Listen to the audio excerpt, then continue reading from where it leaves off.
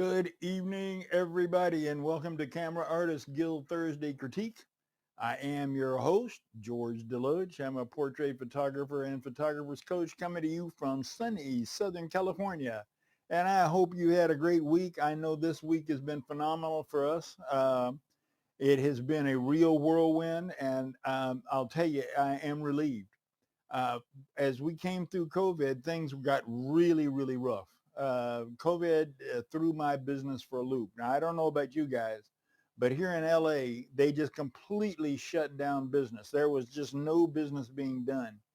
And it was a real challenge to make a living. But now things are beginning to come back, only they're coming back just a little bit different. And I want to talk to you about that today before we really get started with the critiques. I've got some great images and we're going to show them to you. I am just so proud and excited about some of the work that you guys are turning out. It is absolutely phenomenal. But you know, good work isn't enough for those of us who are in the photography business. There's been a fundamental shift in the business, and it was happening very slowly. It was happening, but slowly. Nonetheless, you really I didn't really see it taking place. I had my clients, I was doing regular business, and things were basically word of mouth. I got referrals, and my business continued on. But after COVID hit, it really brought about a new way of marketing.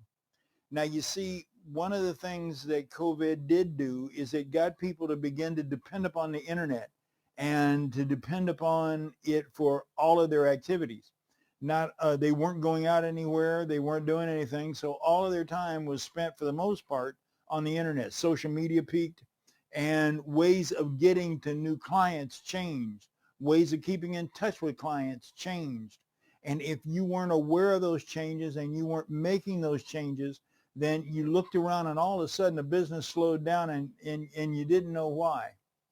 Secondly, cell phones have come into their own.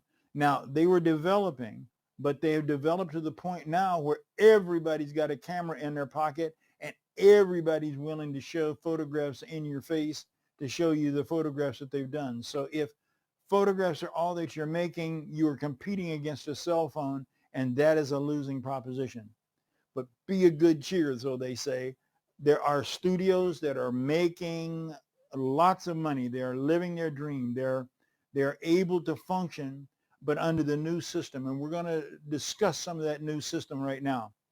But now today, with the merging of social media and the availability of the cell phone, people have become accustomed to mediocre photography. So now what do we do about it? There is a way to go about it. There's a way to create a good and solid business, but it requires that we go through a mind shift. You can't keep the same mind. You can't keep the same way of thinking.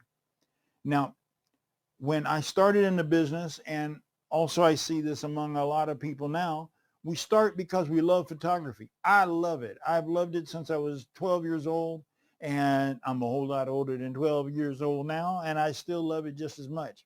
And so I wanted to make photographs. That's what I wanted to do with my life. But I never thought of the fact that I was going to have to run a business to be able to do it.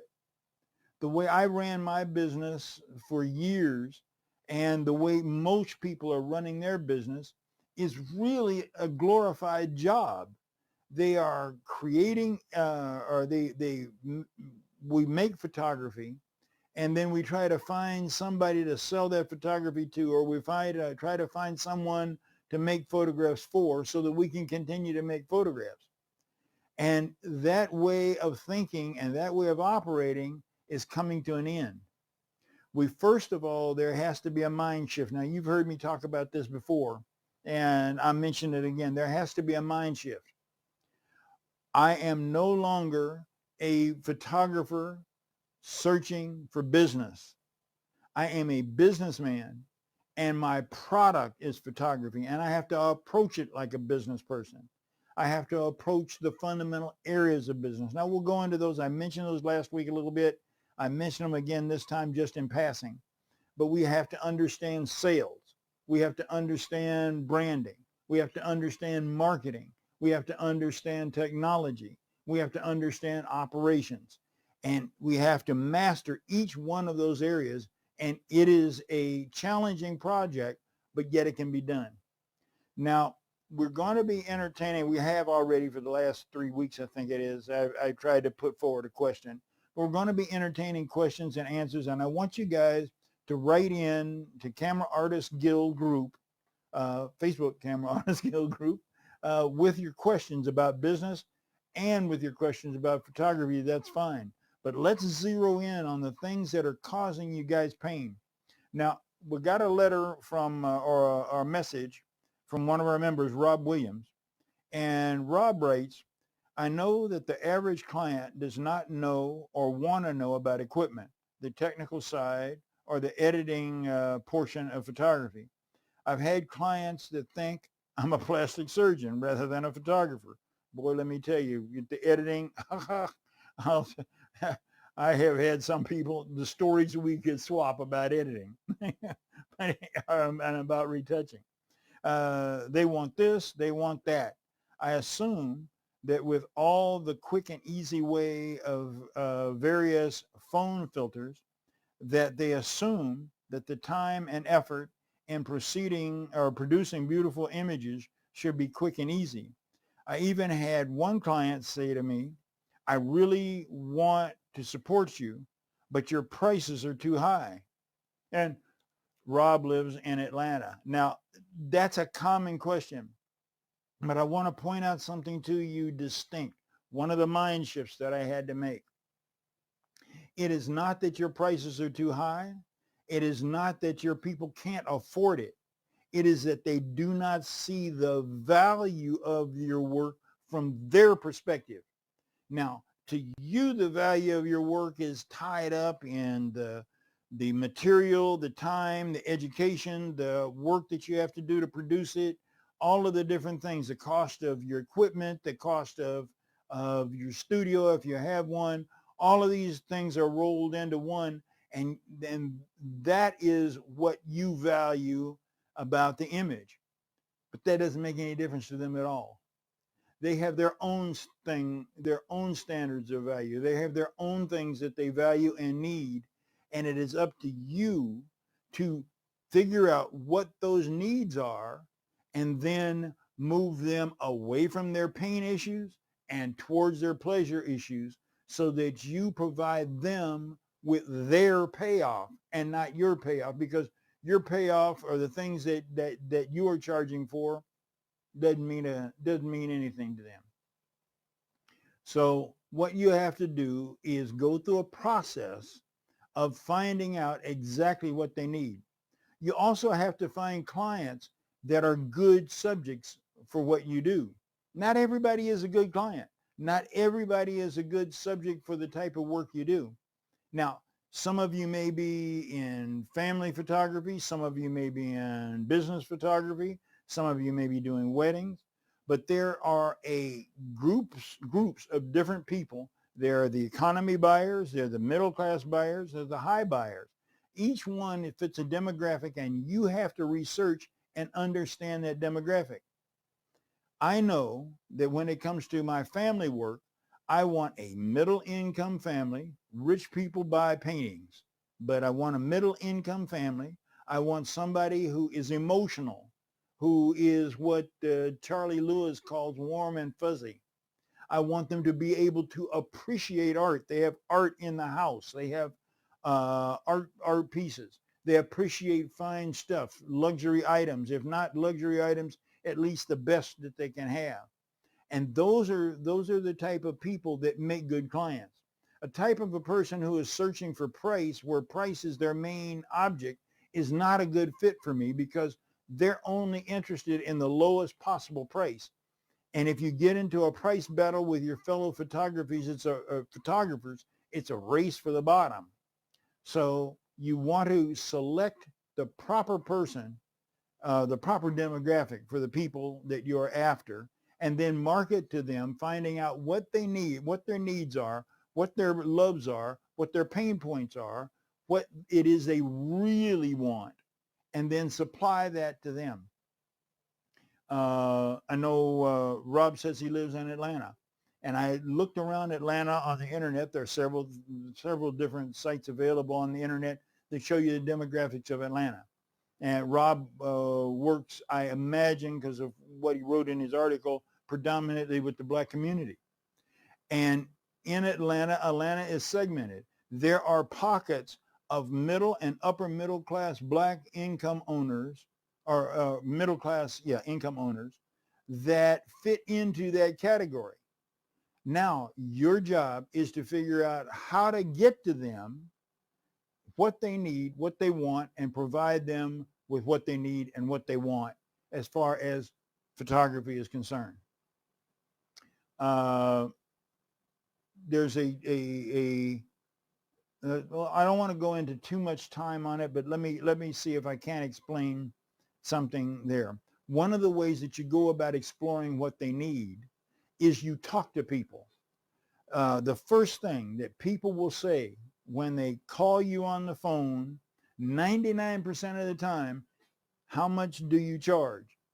Now, they're asking you how much do you charge because they have immediately equated your work with a commodity and not an art piece.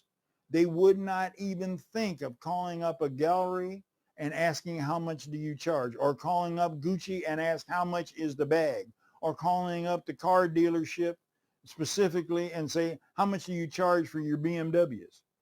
They're going to go in, they're going to look at them, they're going to price, they're going to look at all the details, they're going to do a lot of evaluations before they finally decide on price.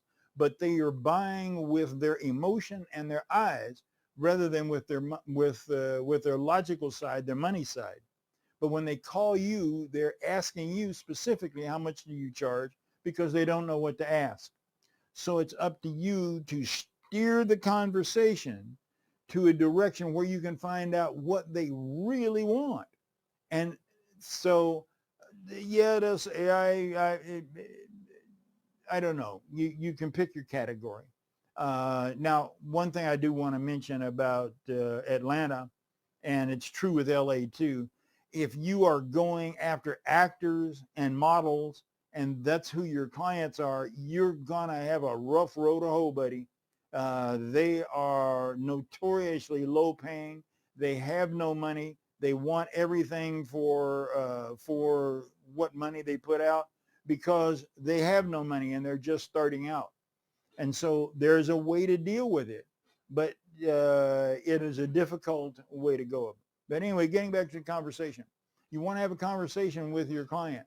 You want to say something like, sure, I'd be glad to let you know how much you're going to have to invest, or you might want to invest in this project. But before I can give you an accurate description or an accurate assessment of how much you're going to need to invest, I have to first know what it is that you're looking for. Tell me a little bit about yourself. All of these questions are designed to engender in them a desire for a particular outcome that I am going to lead them into. And what I started leading them into and what they shared with me is that they were looking to tell a narrative of their love and affection for one another. And their favorite location was Hollywood Boulevard. You heard me broadcast from Hollywood Boulevard. So we decided to tell the story there. And as the system unfolded, I never spoke about money until after the entire photograph session was done, because they got so involved with the project and wanted to create the project that they were caught up in it. And I was helping them get what they wanted. I was helping them meet their desires to find out, or I was helping them, like I said, get what they wanted. The moral of the story, or the story at the end, was I sold them a $3,000 package that was so easy I could have fallen off a log doing it, because I didn't have to sell anything. All I had to do was just take their order. Okay, let's get into the broadcast. I've been talking long enough. Okay, first image. Let me see here. There we go. We have the first image. The first image is Willie Demetrius Richardson. And Willie, you really did it this time, man. It is an excellent image. Very magazine, very editorial type fashion. I love it. There's only one thing that I would do to dress it up just a little. I don't know whether I might try to move that off just a little bit, maybe add an additional dolphin and move it off center just a hair, but still fabulous, just really, really fabulous. I'm jealous, girl. Okay, here's another one that's just knocking it out. You guys this week, you have done such an amazing job. I just have to say that again.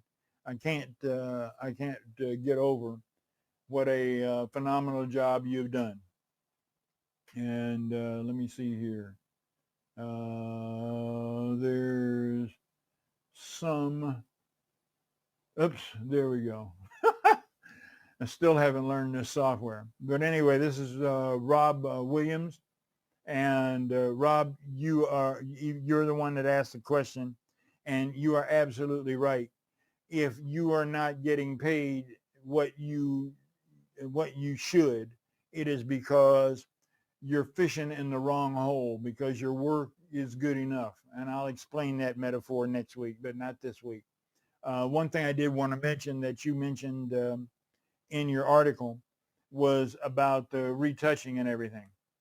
I separate the charges between the retouching and the actual image. Now, I have a price list specifically for retouching. I call it enhancements. And this is the purpose of that is to keep people from having me or requesting that I do a lot of different things to their image, and yet we've already agreed on a price and I can't get any more. So I let them know directly to begin with. You have a level 1 retouching with this image, and I state what that level 1 retouching is. That's color balance, correction, maybe cropping, teeth whitening, and I leave it at that. For more extensive work, it's level 2, level 3, and I charge accordingly. So now if after they have had the reveal and they say, well, can you remove this? Can you do that? And do all the things that you say as a plastic surgeon's supposed to do? Certainly I can do that. I'd be happy to. Would you like a level 3 or level 4 retouching? And would you like to put that on your card, or are you going to write a check? And I let it like that. I stop it right there. And either they pay me for the enhancements, or they say, oh, well, I didn't know it was going to cost more. Well, never mind. But either way, I'm not tied up hour after hour to my computer doing things that I really don't want to do for the price that I've already gotten paid for. I hope that makes sense to you.